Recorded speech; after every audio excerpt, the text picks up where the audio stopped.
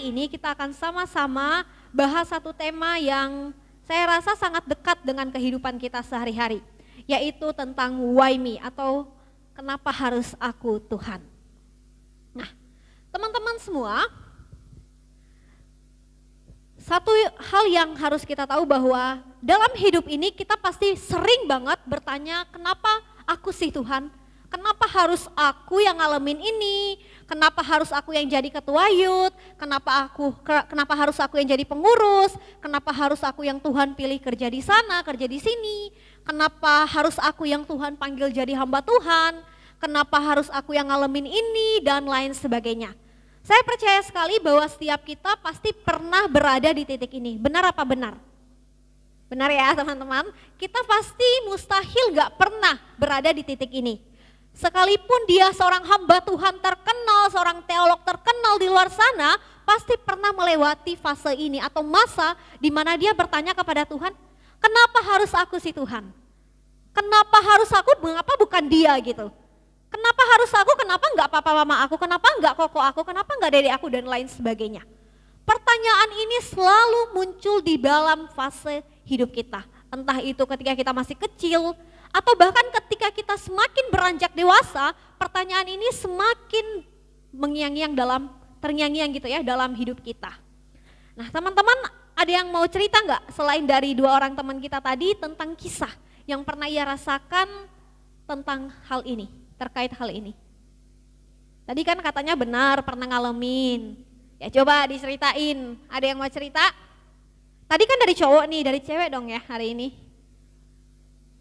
Oh Michelle, oke Cici Michelle silakan.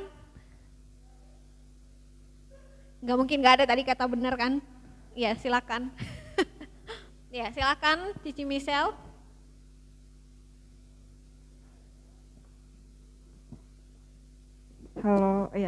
Halo semua, nama aku Michelle. Iya. Sharing apa ya?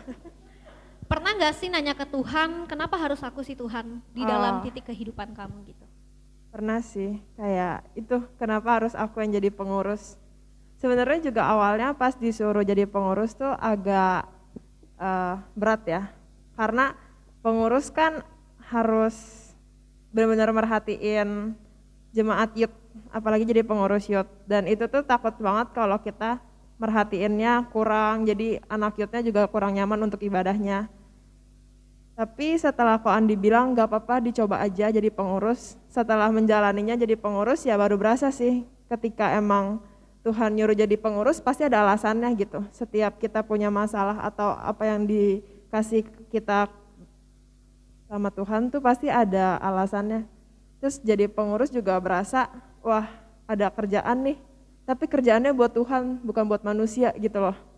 Jadi meskipun kesehariannya kerja buat diri kita sendiri, di hari Minggu ada kerjaan buat Tuhan. Jadi ngerasa senang sendiri sih, meskipun banyak rintangannya ya, gitu aja sih. Makasih. Wih, sadis. Berikan tepuk tangan kepada Cici Michelle. Ada lagi yang mau sharing mungkin dari cewek? Ini diam-diam Pak ya. Ada? Siapa?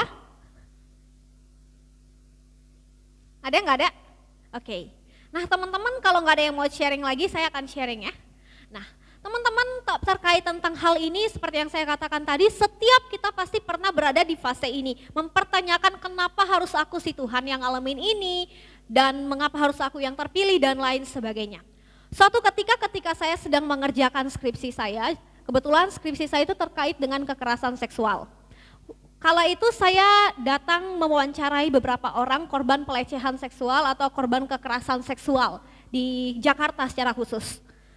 Ada saat dari banyak korban yang saya wawancara, ada satu korban yang menarik perhatian saya. Ketika saya bertanya kepada dia, apa yang kamu rasakan ketika kamu mengalami kekerasan seksual dalam hidup kamu? Dia menjawab seperti ini, pada saat itu ketika dia masih kecil, ketika dia ngerasain kekerasan seksual, dia mungkin masih belum nggak ngerti apa itu kekerasan seksual, jadi dia terima aja gitu, biarpun dia tahu itu menyakiti hati dia. Tapi semakin dia beranjak remaja, akhirnya dia tahu kalau yang dia alaminya itu adalah kekerasan seksual. Sampai akhirnya ada di satu titik dia mempertanyakan kepada Tuhan, Tuhan kenapa harus aku sih yang ngalamin kekerasan seksual? Dan yang lakuin itu ke dia adalah orang terdekatnya atau keluarganya sendiri. Dia tanya ke Tuhan, kenapa bertahun-tahun Tuhan biarin aku untuk ngalamin kekerasan seksual di tengah keluargaku? Katanya Tuhan baik, katanya Tuhan mengasihi aku, katanya Tuhan pelindung. Tapi kok buktinya Tuhan gak tolong aku waktu itu? Kok buktinya Tuhan sama sekali gak nolong aku di saat aku dilecehkan pada saat itu? Sampai ketika akhirnya anak ini sudah tumbuh menjadi seorang mahasiswa di salah satu universitas di Jakarta, dia bergumul sekali. Dia bergumul untuk beribadah kepada Tuhan, dia bergumul untuk melayani Tuhan, karena pertanyaan itu terus mengikat hidupnya. Karena dia belum pulih dengan pertanyaan itu. Dia terus mempertanyakan, kenapa harus aku Tuhan? Kenapa bukan orang lain? Aku lakuin salah apa sama Tuhan? Sampai akhirnya Tuhan pilih aku untuk ngalamin semua ini. Dia masih gak ngerti jalan Tuhan dalam hidupnya, sehingga akhirnya dia mempertanyakan hal ini bertahun-tahun di dalam kehidupannya. Teman-teman yang terkasih, yang menjadi pertanyaannya pada pagi hari ini adalah, kenapa sih kadang-kadang kita suka nanya ke Tuhan itu kenapa? Kalau tadi kita pernah semua mengatakan pernah ngalamin fase ini, dan seperti yang saya ceritakan tadi dia juga pernah mengalami fase itu dalam hidupnya. Nah, kira-kira kenapa sih teman-teman kadang-kadang kita itu suka mempertanyakan why me God gitu. Menurut teman-teman kenapa? Kan pernah ngalamin nih, jadi di saat ngalamin itu kenapa pengen nanya itu? Apa yang sedang dirasakan? Ada yang mau coba kasih pendapat?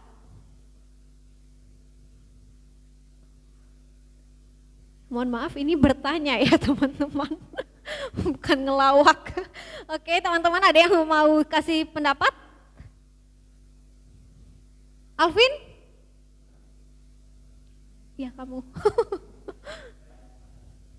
Alvinsius, mohon maaf pakai mic. Oke.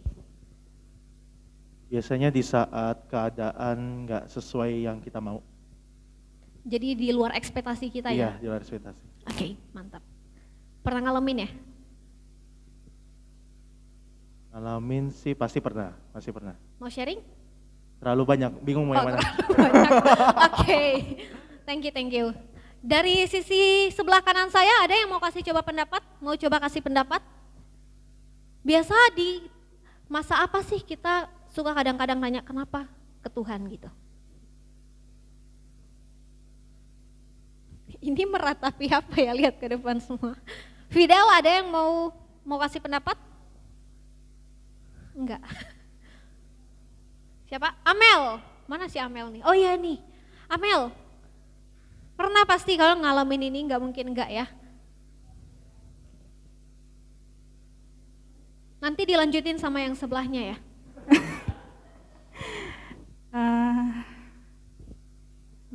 Kapan apa kenapa?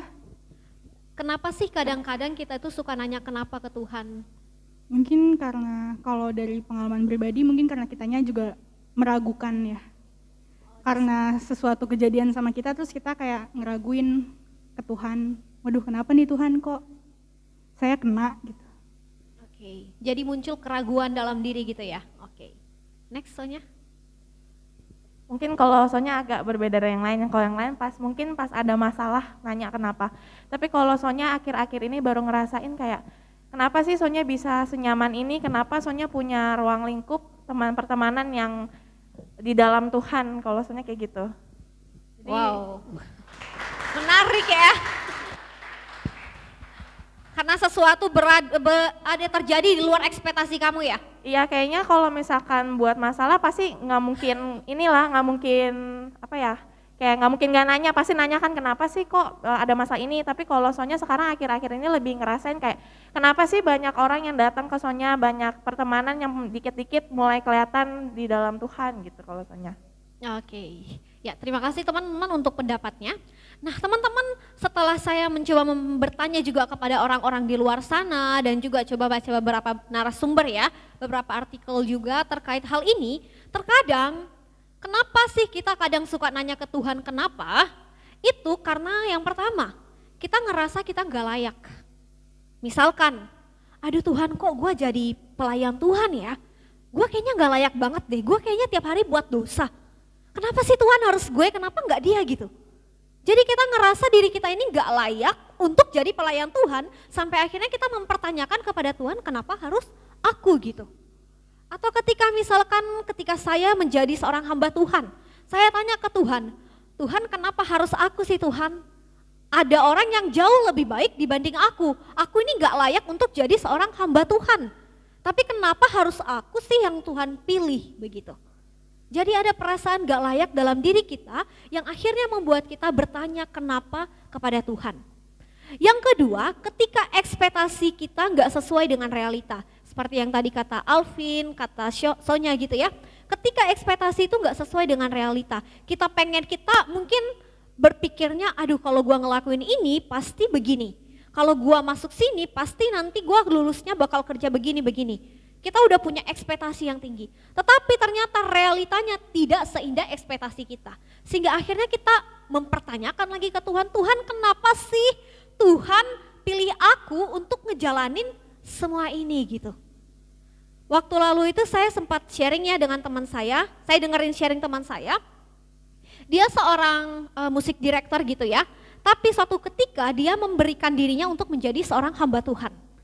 Nah ketika dia memberikan diri menjadi seorang hamba Tuhan, dia berpikiran atau berekspektasi, one day aku akan jadi hamba Tuhan musik gerejawi di gereja yang akan mengembangkan musik di gereja. Tetapi pada kenyataannya realita tidak sesuai ekspektasi. Ketika dia sampai di gereja, dia tidak diterima oleh gereja setempat. Atau semua pemikiran dia tidak diterima oleh gereja setempat. Sampai pada akhirnya dia mempertanyakan kepada Tuhan, kenapa sih Tuhan pilih aku jadi hamba Tuhan? Lebih baik aku jadi seorang pemusik aja dulu gitu. Itu karena berada di luar ekspektasi. Sampai akhirnya kita tanya ke Tuhan kenapa. Nah yang ketiga adalah ketika kita ngebandingin diri kita dengan orang lain. Biasanya ketika kita ngebandingin diri kita dengan orang lain, pertanyaan ini akan selalu muncul. Misalkan kita ngelihat, teman gue umurnya 25 tahun, umurnya 21 tahun, udah sukses, udah bisa beli rumah, udah bisa beli mobil, segala macam.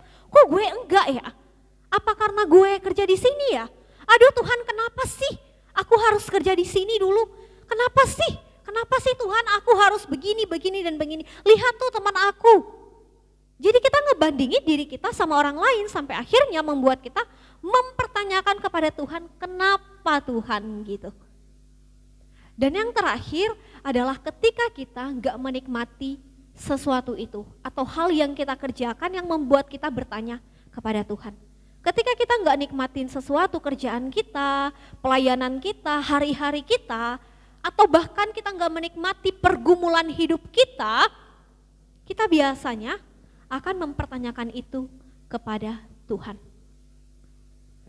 Sejauh ini paham ya teman-teman? Nah sekarang kita akan lanjut. Pertanyaannya adalah apakah bertanya kepada Tuhan kenapa itu menjadi sebuah kesalahan? Nampaknya tadi kalau kita lihat sebelumnya kita lihat bahwa bertanya itu nampaknya sesuatu hal yang negatif banget gitu. Tapi apakah itu sesuatu yang negatif banget atau sesuatu yang salah banget? Ternyata bertanya kenapa itu kepada Tuhan teman-teman adalah sesuatu yang wajar. Atau bertanya itu enggak masalah kok sebenarnya. Tetapi ada asalnya. Nih, kita bisa lihat sama-sama. Sesuatu hal yang wajar asalkan dengan tujuan yang benar. Yaitu karena memang kita atau diri kita sedang di dalam pergumulan dan ingin bergumul pribadi dengan Tuhan. Di dalam pertanyaan kita itu, kita bergumul pribadi dengan Tuhan. Kita ingin tahu jawaban Tuhan karena kita adalah manusia yang terbatas. Karena kita terbatas, kita tanya Tuhan supaya kita harap Tuhan bisa kasih kita jawaban. Nah, itu adalah hal yang wajar ketika kita mempertanyakan itu di dalam pergumulan iman kita kepada Tuhan. Tetapi itu sesuatu hal yang gak wajar kalau kita mempertanyakannya di dalam keadaan menyalahkan Tuhan. Seakan-akan Tuhan yang gagal atau harus tanggung jawab dengan pergumulan atau sesuatu yang kita hadapi itu. itu baru dianggap sesuatu yang salah. Jadi bertanya kenapa kepada Tuhan bukan hal yang salah teman-teman ya. Itu adalah hal yang wajar. Asalkan kita melakukan itu di dalam pergumulan iman kita kepada Tuhan tanpa menyalahkan Tuhan dan meminta Tuhan bertanggung jawab penuh atas pertanyaan hidup kita. Tetapi itu sesuatu hal yang gak wajar ketika pada akhirnya kita tanya kenapa harus gue sih Tuhan, dan kita menyalahkan Tuhan. Seolah-olah Tuhan yang gagal, seolah-olah Tuhan yang salah, seolah-olah Tuhan yang harus tanggung jawab full dalam kehidupan kita masing-masing. Itu baru salah. Next. Teman-teman yang terkasih, kita akan coba lihat sama-sama kisah Ayub. Teman-teman bisa buka Alkitabnya atau juga bisa lihat di sini. Ternyata fase mempertanyakan kenapa ini juga tidak hanya kita alami pada masa sekarang. Di masa sebelumnya, jauh di masa sebelumnya itu di dalam perjanjian lama, seorang tokoh Alkitab pun pernah terjebak di fase ini. Kalau kita melihat di dalam kisah Ayub. Teman-teman semua, di Ayub 1 ayat 1 dikatakan demikian. Ada seorang laki-laki di tanah Uz bernama Ayub. Orang itu saleh dan jujur. Ia takut akan Allah dan menjauhi kejahatan. Di Ayub 1 ayat 1 ini teman-teman dikatakan ada seorang laki-laki yang hidupnya itu sangat saleh sekali. Yang berarti gak bercacat atau orang benar di hadapan Tuhan. Tetapi orang yang benar di hadapan Tuhan ini, orang yang gak pernah melakukan kesalahan, orang yang gak bercacat, orang yang saleh ini juga pernah terjebak di dalam fase ini. Ketika apa? Ketika dia diperhadapkan oleh pergumulan hidup yang begitu besar. Teman-teman kalau lihat di dalam kisah Ayub, teman-teman bisa menemukan pergumulan hidup yang begitu berat yang dialami oleh Ayub. Dia harus mengalami penyakit, dia harus kehilangan keluarganya, dia harus kehilangan harta benda yang sudah ia kumpulkan, dan lain sebagainya.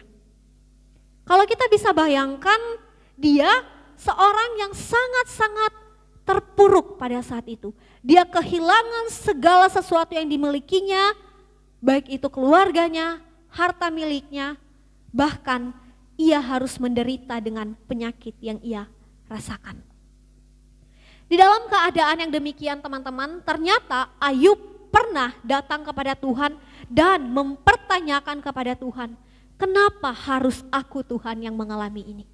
Kita buka sama-sama di dalam Ayub 7, ayatnya yang ke-20 dan ayat 10 ayatnya yang kedua. Sudah dapat semuanya? Saya akan baca untuk kita semua. Ayub 7 ayat 20. Kalau aku berbuat dosa, apakah yang telah kulakukan terhadap engkau, ya penjaga manusia? Mengapa engkau menjadikan aku sasaranmu, sehingga aku menjadi beban bagi diriku sendiri? Di sini dia mempertanyakan, Tuhan salahku apa sama Tuhan? Aku lakuin apa sama Tuhan sampai Tuhan itu memilih aku untuk ngalamin ini semua? Dia mempertanyakan kenapa harus aku sih Tuhan yang ngalami penderitaan yang begitu berat ini? Salahku apa sama Tuhan gitu. Dan yang kedua di ayatnya di dalam pasal yang ke-10 ayatnya yang kedua. Di sana dikatakan, aku akan berkata kepada Allah, jangan mempermasalahkan aku. Beritahukanlah aku mengapa engkau berperkara dengan aku. Lagi-lagi untuk kedua kalinya dia bertanya kepada Tuhan, kenapa Tuhan? Kenapa harus aku yang ngalamin ini Tuhan? Kenapa bukan orang lain? Dia tanya kepada Tuhan, kenapa sih Tuhan? Nah teman-teman yang terkasih, ini membuktikan bahwa tidak seorang pun luput dari fase ini. Mempertanyakan kenapa harus dirinya atau kenapa harus dia yang mengalami hal tersebut di dalam hidupnya. Ayub 7 ayat 20 dan Ayub 10 ayat 2, titik di mana Ayub bertanya kepada Tuhan ketika dia diperhadapkan dengan pergumulan hidup yang berat sekali. Dan bahkan kalau kita melihat di dalam bahasa aslinya, ini menunjukkan kepada satu ekspresi marah yang besar. marah yang besar dalam diri Ayub.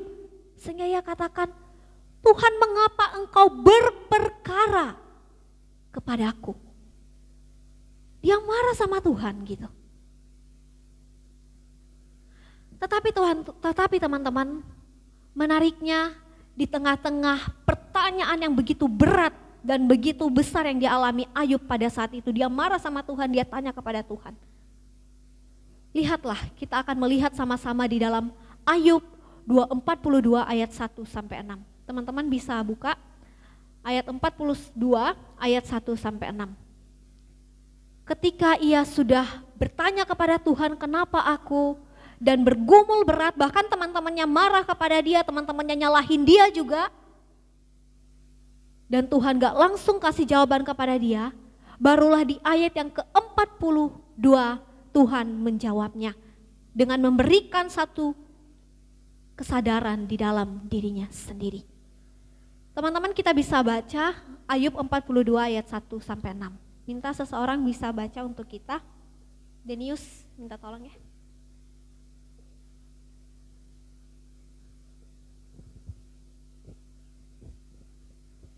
Ayub 42 ayat 1 sampai 6. Maka jawab Ayub pada Tuhan, aku tahu bahwa engkau sanggup melakukan segala sesuatu dan tidak ada rencanamu yang gagal. Firman-Mu, siapakah dia yang menyelubungi keputusan tanpa pengetahuan? Itulah sebabnya tanpa pengertian aku telah bercerita tentang hal-hal yang sangat ajaib bagiku yang tidak ku ketahui. Firman-Mu, dengarlah, maka akulah yang akan berfirman. Aku akan menanyai engkau supaya engkau memberitahu aku. Hanya dari kata orang saja aku mendengar tentang engkau, tapi sekarang mataku sendiri memandang engkau. Oleh sebab itu aku mencabut perkataanku dan dengan menyesal aku duduk dalam debu dan abu. Ya, teman-teman, di sini kita bisa lihat kalau sebelumnya Ayub marah sama Tuhan, mempertanyakan kenapa harus aku Tuhan yang ngalamin, dia mempertanyakan itu di dalam keadaan marah kepada Tuhan. Tetapi kita melihat di pasal yang ke-42, dia mengatakan, aku mencabut perkataanku itu Tuhan. Di sini kita bisa melihat bahwa amarah yang diluapkan oleh Ayub kepada Tuhan ketika mempertanyakan ini ternyata tidak berlarut ya, tidak berlarut gitu ya. Ribet banget. Nah, pada akhirnya dia menyadari dan memohon pengampunan daripada Tuhan. Nah, ini teman-teman menunjukkan suatu proses dalam kehidupan Ayub yang akhirnya menghasilkan iman di dalam hidupnya. Dia akhirnya mengalami penyertaan Tuhan di dalam hidupnya sekalipun di tengah-tengah penderitaan yang dialaminya. Walaupun dia nggak tahu jawaban fullnya kenapa Tuhan izinin dia ngalamin itu, tetapi dia menikmati akan penyertaan Tuhan di dalam pertanyaannya itu, di dalam pergumulannya itu. Sehingga pada akhirnya dia sanggup mengatakan, Tuhan, aku mencabut perkataanku itu daripadamu. Bahkan di sini ia mengatakan, tidak ada satupun yang gagal daripada rencana Tuhan di dalam kehidupanku. Itu menunjukkan bahwa ia menyadari penuh bagaimana Tuhan bekerja di dalam kehidupannya. Nah, next. Teman-teman, sekarang bagaimana dengan hidup kita? Seperti tadi Jordan sempat mempertanyakan juga kepada Tuhan, kenapa harus aku Tuhan yang ngalamin COVID ini? Dia marah sama Tuhan. Dan katanya bahkan sampai saat ini masih ada sedikit rasa kesal ya sama Tuhan. Gitu. Nah, bagaimana kita meresponi rasa ini dalam hidup kita, teman-teman? Karena kan kita pasti pernah berada di fase ini, entah hari ini, esok, atau bahkan pernah mengalami ini.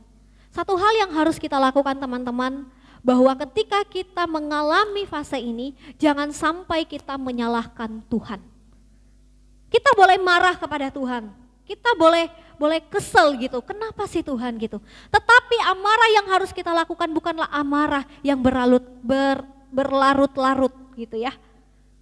Kalau kita marah hari ini, marah esok, marah minggu depan, tapi setelah itu selesailah. Kita datang kepada Tuhan dengan satu kesadaran bahwa Tuhan turut bekerja di dalam segala sesuatu untuk mendatangkan kebaikan dalam hidup kita. Walaupun saat ini kita nggak ngerti apa rencana Tuhan itu. Tuhan gak langsung jawab kenapamu itu sekarang. Tetapi inilah yang namanya proses iman. Di dalam proses iman kita bergumul dengan Tuhan, mempertanyakan kepada Tuhan, dan kita disadarkan bahwa Tuhan gak pernah sedikit pun ngebiarin kita ngalamin sesuatu atau ngebiarin kita menjalani sesuatu karena suatu kebetulan. Tetapi karena Dia sudah memiliki suatu rancangan yang besar dalam hidup kita. Mungkin hari ini kita nggak tahu, tetapi suatu waktu di dalam providensia Allah kita akan mengerti rencana Allah. Kita sama-sama baca Roma 8 ayat 28 teman-teman, 1, 2, 3. Kita tahu sekarang bahwa Allah turut bekerja dalam segala hal untuk mendatangkan kebaikan bagi mereka yang mengasihi Dia, yaitu bagi mereka yang terpanggil sesuai dengan rencana Allah. Jadi ketika saat ini kita berada di titik ini, yuk mari kita terus datang kepada Tuhan, bergumul kepada Tuhan. Gak apa-apa bertanya kepada Tuhan, tetapi kita bertanya di dalam pergumulan iman kepada Tuhan tanpa menyalahkan Dia. Karena kita harus menyadari bahwa Tuhan tidak pernah memberikan rancangan yang buruk dalam kehidupan kita. Tetapi Tuhan telah mempersiapkan atau telah merancangkan suatu rancangan yang baik di dalam kehidupan kita. Dan terakhir teman-teman di dalam Yesaya 55 ayat 8 sampai 9. Di sana dikatakan, sebab rancanganku bukanlah rancanganmu dan jalanmu bukanlah jalanku.